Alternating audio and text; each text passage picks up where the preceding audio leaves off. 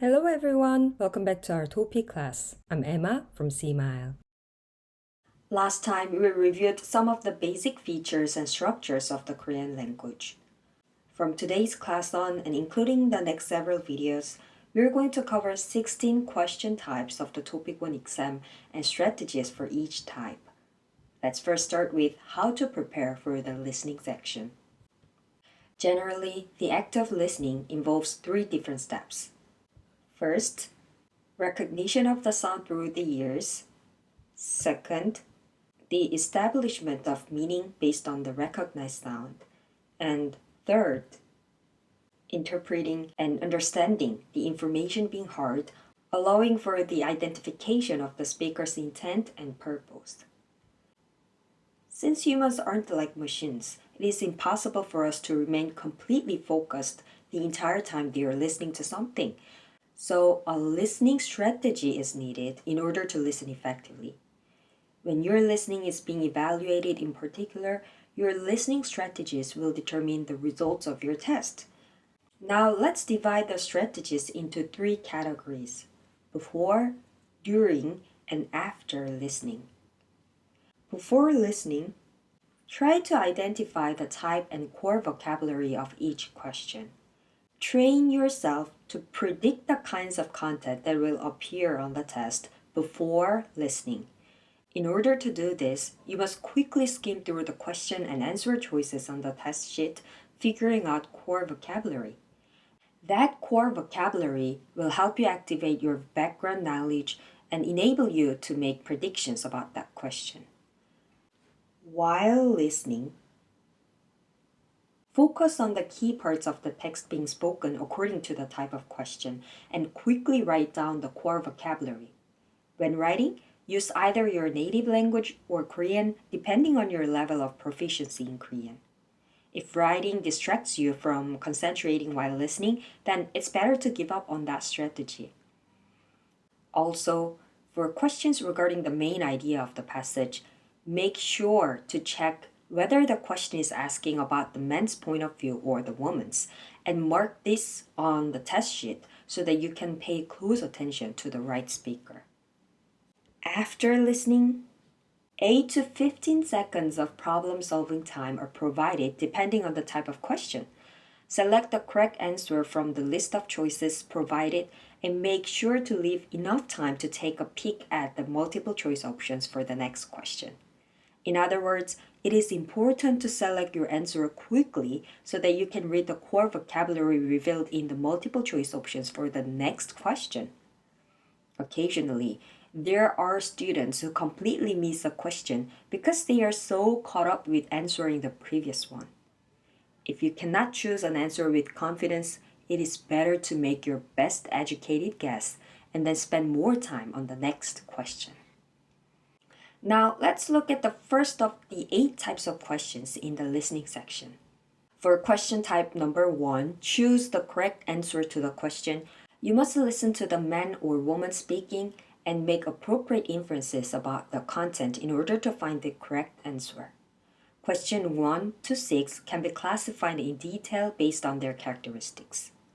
In questions 1 and 2, a yes or no question is asked using beginner-level verbs or adjectives, and you're asked to select the correct answer. Number 3 and 4 involve WH questions like who, when, where, what. Questions 5 or 6 ask for a reply typically given in general conversation.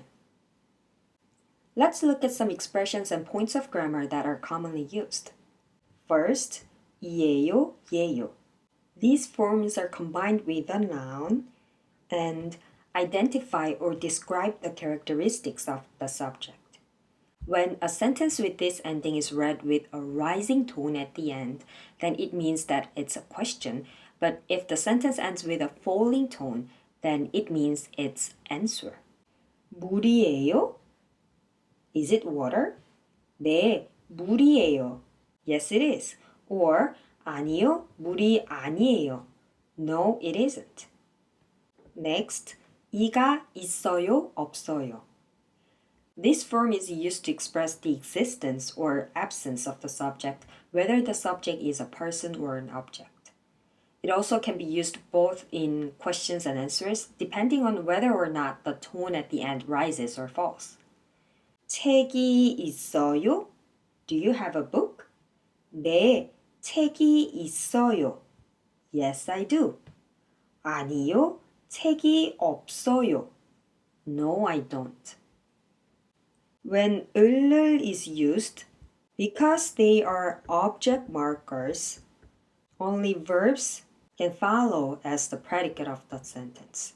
To conjugate the verb in an informal but respectful way in the present tense, you can use the ending 아요, 어요. Can you recall one unique feature about endings that start with 아, 어?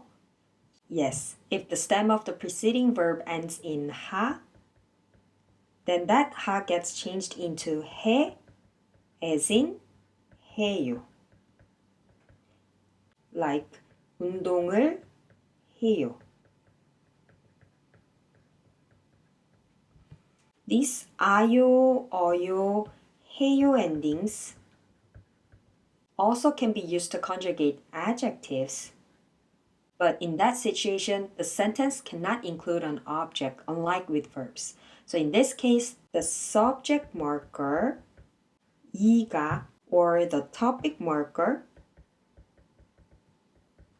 은는, would need to be included before the predicate. Now, do you guys remember how to speak about a past event in an informal but respectful way? Yes, simply by adding the at, for final ending, as in 왔어요, 없어요, 했어요. These all can also be used in both questions and answers depending on the tone used at the end of the sentence. 영화를 봐요? Are you watching a movie? 사람이 많아요? Are there many people? 어제 뭐 했어요? What did you do yesterday? A rising tone was used at the end of these sentences, so they were all questions. 영화를 봐요. I'm watching a movie. 사람이 많아요. There are a lot of people. 책을 읽었어요. I read a book.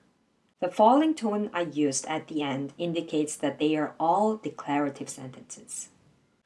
Verbs and adjectives that frequently appear in this type of question are listed on page 37 and 38 under the subheading Core Vocabulary, Verbs, and Adjectives. Please check them out. Now, by solving questions 1 to 6 of TOPIK Ⅰ's 64th test, let's see how to apply the information you've covered so far and review some related points.